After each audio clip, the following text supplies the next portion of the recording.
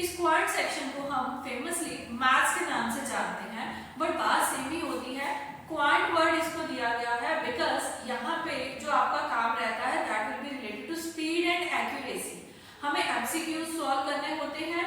MCQs वो जो question के साथ आपको 4 ऑप्शंस अवेलेबल होती हैं, उन चारों में से कोई एक आपका आंसर होता है। सो जब आप क्वांट सेक्शन को सॉल्व करेंगे वहां आप मैथ्स के ही क्वेश्चन को देखेंगे, बट अलोंग विद दैट आपको उनको सॉल्व करने के लिए स्टेप बाय स्टेप नहीं चलना, आपको उनका सिर्फ और सिर्फ आंसर से काम रखना है। इसीलिए इसको नाम दे दिया जाता है क्वांटिटेटिव एप्टीट्यूड, राइट। अब ये तो बात हुई आपके क्वांट सब्जेक्ट की। अब इसके बाद में जो मैं आपको बताऊं वो मेरे बारे में है, अबाउट माई सेल्फ।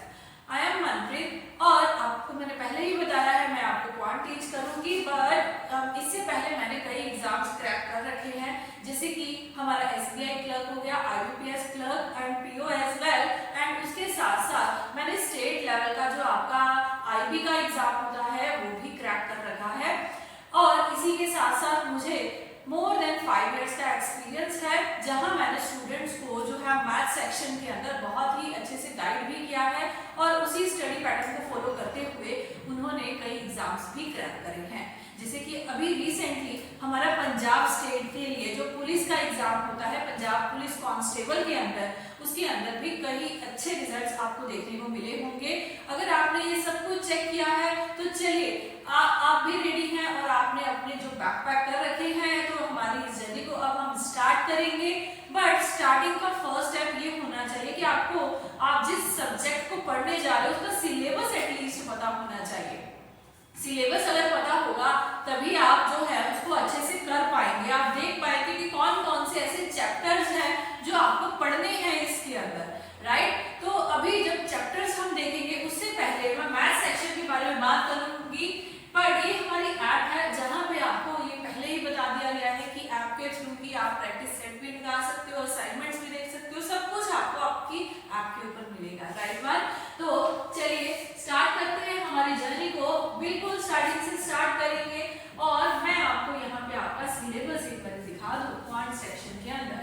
सो देखिए ये हमारा पूरा सिलेबस है जो आपको हमारे इस टाइम पीरियड के अंदर कवर करना है। आने वाले जो भी आपके एग्जाम है उनको क्रैक करने के लिए यही सिलेबस जो है आपको फॉलो करना रहेगा, राइट। तो इस वीडियो के अंदर हम उन एग्जाम्स को टारगेट कर रहे हैं जो कि आपके एसएससी और रेलवे यानी कि सेंट्रल लेवल के एग्जाम्स होते हैं, और वो एग्जाम जो ऑफिसर लेवल के हम कह सकते हैं उनके लिए ये जो सिलेबस है पर्टिकुलरली सेफ रहेगा, ठीक है। चाहे एसएससी के अंदर आप सीजीएल एग्जाम दे रहे हो, चाहे आप सीएचएसएल दे रहे हो, चाहे आप एमटीएस का एग्जाम दे रहे हो, रेलवे के अंदर चाहे आप ग्रुप डी, ग्रुप सी या एनटीपीसी का एग्जाम दे रहे हो, सबके लिए मोस्टली आपका क्वांट सेक्शन का जो सिलेबस होता है वो सेम ही होता है। सेंट्रल लेवल के लिए भी यही एग्जाम आपको फॉलो करता रहेगा, यही पैटर्न फॉलो करता रहेगा। तो चलिए यहाँ पे जो आप ये सारा सिलेबस देख रहे हो उसके पहले मैं आपको ये बताना शुरू कर रही हूँ, हम क्वांट का सेक्शन शुरू कर रहे हैं। तो जो आपका क्वांट सेक्शन होता है ये 2 पार्ट्स में डिवाइड कर दिया जाता है। ये 2 पार्ट कौन कौन से होते हैं? सो वो 2 पार्ट्स हमारा पहले वाला लेके आते हैं arithmetic portion, arithmetic portion, and जो दूसरे वाला आपका रहता है दैट इज एडवांस मैथ्स का पोर्शन। ये 2 मेन आपके सब्जेक्ट्स का बाइफिकेशन करते हैं। अर्थमेटिक क्या होता है? अर्थमेटिक वो होता है जिसमें सिर्फ और सिर्फ आपको कैलकुलेशंस की तरफ ज्यादा ध्यान देना होता है। जो आपके टॉपिक होते हैं उनमें जो ज्यादा डिमांड रहती है, एक तो ये होता है कि क्वेश्चन आप कैसे समझ रहे हो, सेकंड ये होता है कि आप कैलकुलेशन कैसे कर रहे हो। तो उन्हीं सबको जिस क्वेश्चन के अंदर आपको कैलकुलेशन भी करनी है और क्वेश्चन को अंडरस्टैंड भी करना है, वहां पे हम अर्थमेटिक वर्ड ऐड कर देते हैं। कौन कौन से चैप्टर्स इस अर्थमेटिक के अंदर होते हैं ये हम आने वाले टाइम में देख रहे हैं। एडवांस मैथ्स में क्या होता है? एडवांस मैथ्स में आपका जो ज्योमेट्री का पार्ट होता है ना वो ज्यादा उठा लिया जाता है। ज्योमेट्री का जो सिलेबस रहता है जिसमें आपको जरूरी नहीं है क्वेश्चन पढ़ते ही उसको कैलकुलेशन करिए और आंसर आ गया, वहां पे आपको जो प्रॉपर्टीज रहती हैं उनकी, जो हमारे पास वहां पे उनके प्रॉपर्टीज के साथ साथ उसको शेप क्या है, उसकी ज्योमेट्री कैसे बनी है, ये सब पॉइंट्स भी सीखने रहते हैं। फॉर्मूलाज जो होते हैं बेसिकली यहाँ पे एडवांस में रहते हैं। आपके अर्थमेटिक और एडवांस में क्या सिमिलैरिटी है? तो सिमिलैरिटी ये है कि अर्थमेटिक में आपको कैलकुलेशन स्टार्टिंग से ही स्ट्रॉन्ग रखनी है, स्टार्टिंग से ही आप कैलकुलेशन करेंगे तभी आपका आंसर मिलेगा। जबकि एडवांस मैथ्स में पहले आपको उसकी प्रॉपर्टी को रिमेंबर करना है, फिर उसके बाद में उसका फॉर्मूला रिवाइज करना है, उसके बाद में जाके आपको कैलकुलेशन करनी है। तो दोनों में कैलकुलेशन तो होगी ही होगी, बट विद लिटिल पॉइंट्स, ठीक है। अब आप दोनों में डिफरेंस अच्छे से समझ चुके हो। इसके लिए एक और पॉइंट जब मैं आपको चैप्टर्स डिवाइड करके बताऊंगी तो आपको और अच्छे से समझ में आएगा। तो पहले बात करें अर्थमेटिक की। अब देखिए अर्थमेटिक पोर्शन जो है उसके अंदर आने वाले आपके चैप्टर्स कौन कौन से हैं। तो सबसे पहले हम इंट्रोडक्शन जो आपकी करवाएंगे वो करवाएंगे सिंप्लीफिकेशन से, सिंप्लीफिकेशन से, ठीक है। ये मैं यहाँ पे क्यों लिख रही हूँ, ऊपर में तो सिलेबस दिया हुआ है, यस बिल्कुल दिया हुआ है, हम वहीं पे ही आएंगे। बट पहले आप ये समझिए कि सिंप्लीफिकेशन के अंदर आपको क्या क्या इनमें से इंक्लूड करके चलना है। इसको कई तो टीचर्स ऐसे करते हैं, अलग अलग सेपरेट सेपरेट पार्ट्स बना लेते हैं, कई एक में ही सबमर्ज कर लेते हैं। हम भी अपने टाइम को सेव करने के लिए एक में ही मर्ज करके पूरा चैप्टर खत्म करेंगे। सिंप्लीफिकेशन में पॉइंट रहता है आपका एडिशन, सब्ट्रैक्शन, मल्टीप्लिकेशन, यानी कि बोर्ड मास की मैं बात कर रही हूँ। बोर्ड मास के बाद हमें यहाँ पे स्क्वायर्स, क्यूब से रिलेटेड कंसेप्ट सीखने रहते हैं। तो जो बेसिक कैलकुलेशंस आपकी रहती है ना वो इसी सिंप्लीफिकेशन में मैं आपको बताऊंगी, और ये भी बताऊंगी कि कौन कौन सी ट्रिक्स के साथ आप उनको फिनिश कर सकते हैं। आया समझ में। तो पहला पार्ट जो हमारा रहता है इंट्रोडक्शन, आज हम कर रहे हैं एडिशन, सब्ट्रैक्शन, मल्टीप्लिकेशन, डिवीजन इसमें रहेगी। सिंप्लीफिकेशन के अंदर स्क्वायर्स एंड क्यूब्स इसके अंदर हमारे रहेंगे। एंड यहाँ पे आ जाइए decimal and fraction and basic calculations, ये सभी हम सिंप्लीफिकेशन के अंदर कवर कर देंगे। इसीलिए मैंने स्पेशली नीचे ये पार्ट लिखा सिंप्लीफिकेशन, राइट वन। अब पहला जो पॉइंट सिंप्लीफिकेशन चैप्टर जब आप समझ जाएंगे उसके अगला जो आपका सिलेबस में चैप्टर रहेगा वो रहेगा परसेंटेज का। अब जब सिंप्लीफिकेशन कैलकुलेशन हमने सीख ली है, अब हमें परसेंटेज की तरफ जाना होगा, राइट। तो जब आप परसेंटेज लगा लेंगे, वो अच्छे से समझ जाएंगे, तो एक और चीज जो आपको कवर करनी है अर्थमेटिक में, one of the most important जो आने वाले बाकी चैप्टर्स का बेस बनेगा, that is ratio and proportion. जब आप ये वाले चैप्टर्स, ये तीन चैप्टर कौन कौन से, simplification, percentage and ratio proportion, जब आप ये तीनों कवर कर लेंगे ना तो आपका एक बेस तैयार हो जाएगा। आप अब रेडी हैं आगे कवर करने वाली जर्नी पे। तो स्टेप नंबर 1 हमारा इन तीन चैप्टर से होके जाता है सिंप्लीफिकेशन, एंड उसके बाद में परसेंटेज, उसके बाद में हमारा रेशियो एंड प्रोपोर्शन। इसको हम कहेंगे ये हमारा बेस है, ये हमारा वो टॉनिक है जिसको पी के हम आगे के लिए सुपरमैन बन जाएंगे और सुपरमैन की तरह अपना आने वाला सिलेबस खत्म कर देंगे। Yes yes you are right, ऐसे ही आप करेंगे इसको। तो हो गया ये। अब जब रेशियो एंड प्रोपोर्शन खत्म हो जाएगा तो कहानी शुरू हो गई है आपका। जो इसके बाद का चैप्टर रहेगा दैट इज एजिस। तो ढूंढो कहाँ पे है एजिस, ये रहा हमारा एजिस। एजिस एंड एवरेज, यहाँ इन्होंने स्लैश डाल के लिखा है। ये दो अलग अलग चैप्टर्स रहते हैं, एजिस और average.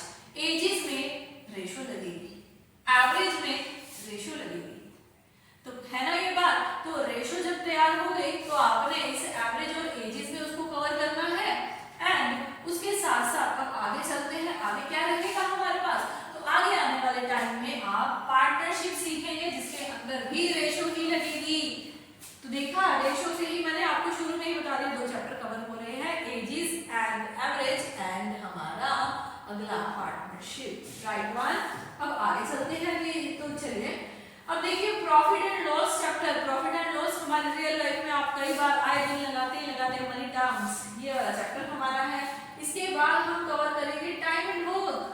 Time and work, time and work भी हमारा ऐसे ही चलेगा। एंड उसके साथ अगला चैप्टर जो हमारा रहता है वो है simple interest and compound interest का, फिर से एक मनी टर्म। अब अर्थमेटिक में अगला चैप्टर कौन सा रहेगा भाई हमारा। तो जब आप ये जो मैंने अगले चैप्टर्स आपको बताए जिनमें रेशियो रेशियो रेशियो लगेगी, वो कौन कौन से हैं, तो वो चैप्टर हमारे होते हैं। सबसे पहले हमने एजिस, एवरेज को देखा, उसके बाद में हमने प्रॉफिट एंड लॉस भी देखा, टाइम एंड वर्क भी देखा, simple interest and compound interest भी देखा। तो ये हमारा सेकंड पार्ट होगा हमारे अर्थमेटिक के अंदर। जब ये दोनों हमारे जो है हमारे पॉकेट में, हमारे बैग में ये chapters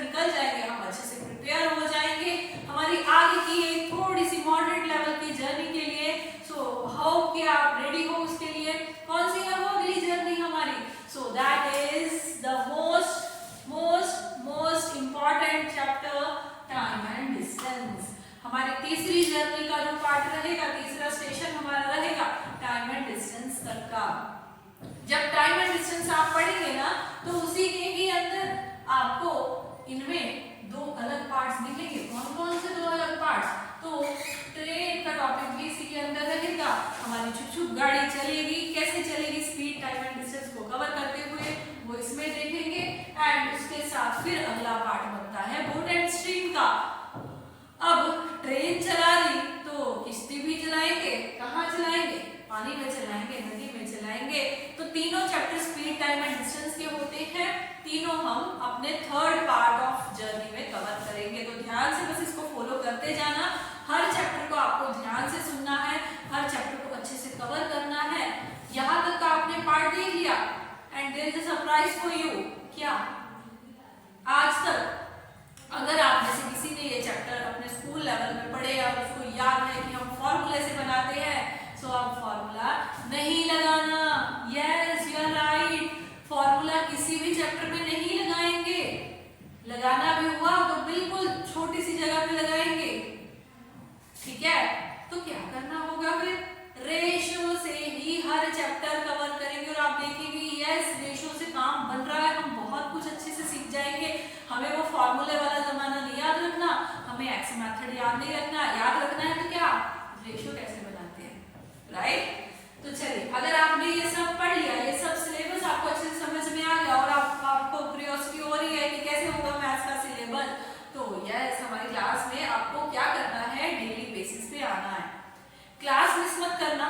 first to last class आपकी सारी कवर हो गई तो आई गारंटी यू कि आपका एग्जाम नहीं रुकेगा। बट क्लास को अच्छे से सुनना है, हर क्वेश्चन को अच्छे से समझना है, प्रैक्टिस अच्छे से करनी है, टेस्ट अच्छे से देना है। यही 4 मंत्रा है, बस डिसिप्लिन होके काम करना है। Right one?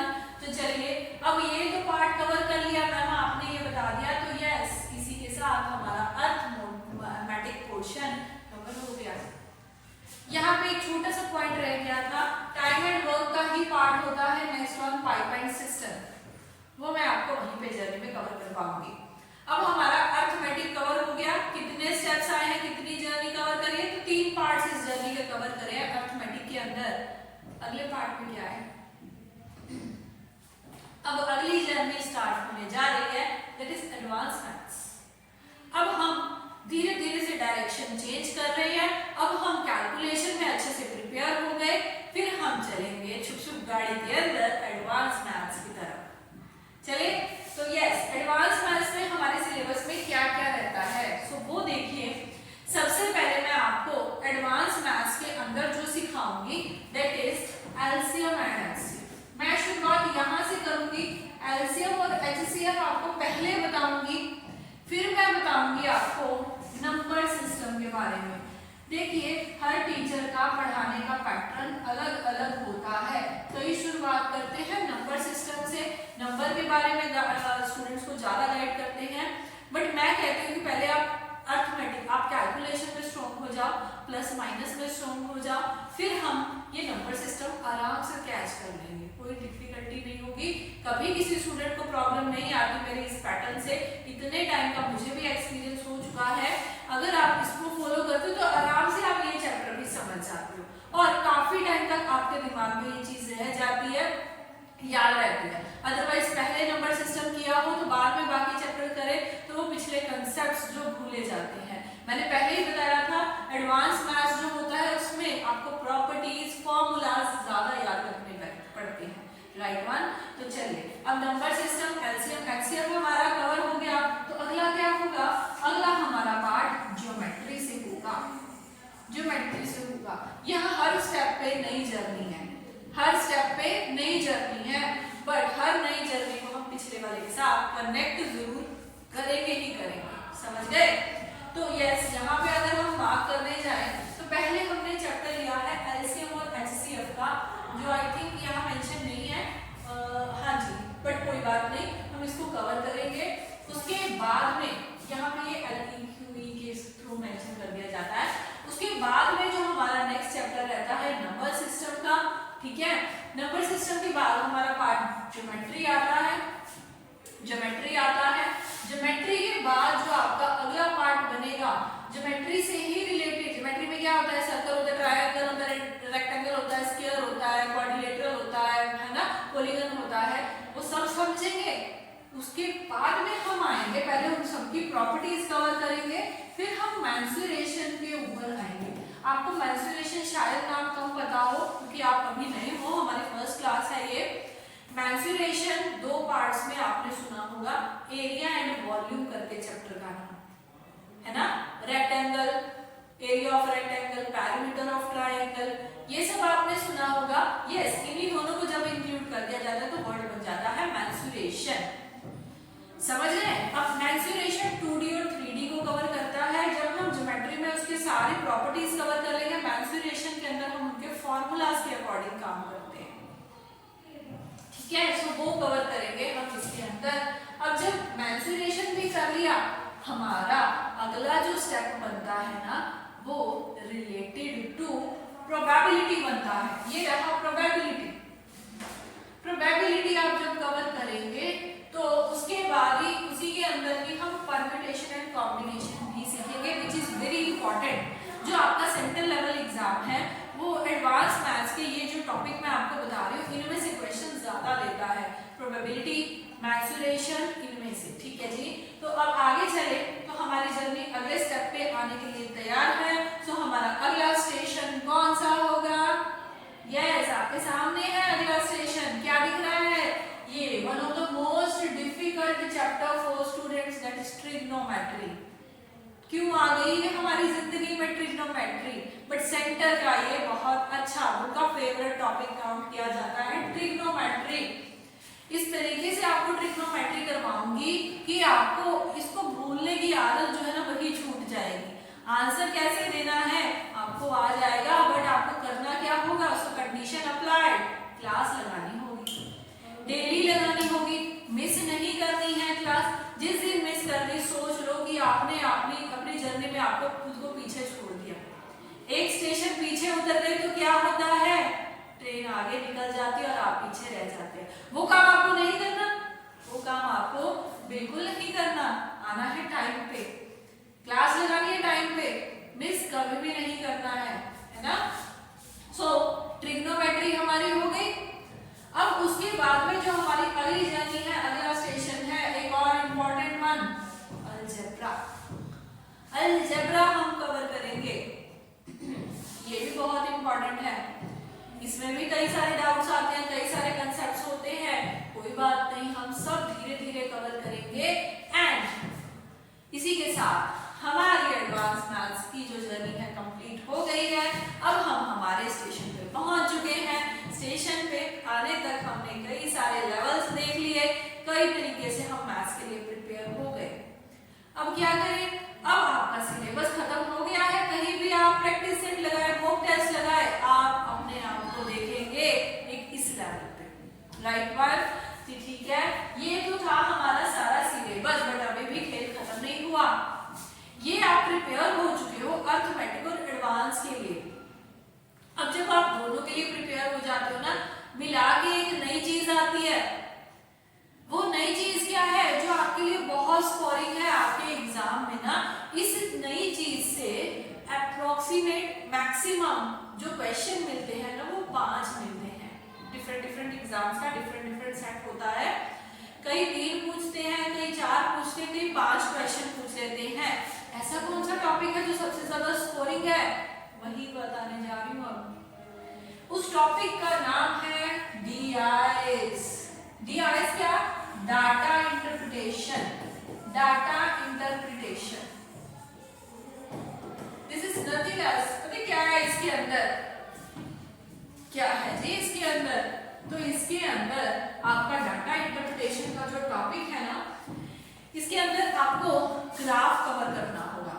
आपने सुना होगा वो bar graph, histogram, yes, line graph, pie chart, ये सब इसी के अंदर होता है। मतलब क्या होगा, आपके पास में एक डाटा दे दिया जाएगा, उस डाटा को आपको समझना होगा कि डाटा किसके रिगार्डिंग है, उसके रिलेटेड आपको 5 क्वेश्चंस या 4 क्वेश्चन अकॉर्डिंगली सिलेबस के आपसे पूछ लिए जाएंगे और आपको उसका आंसर देना होगा by seeing that graph one by one, right one.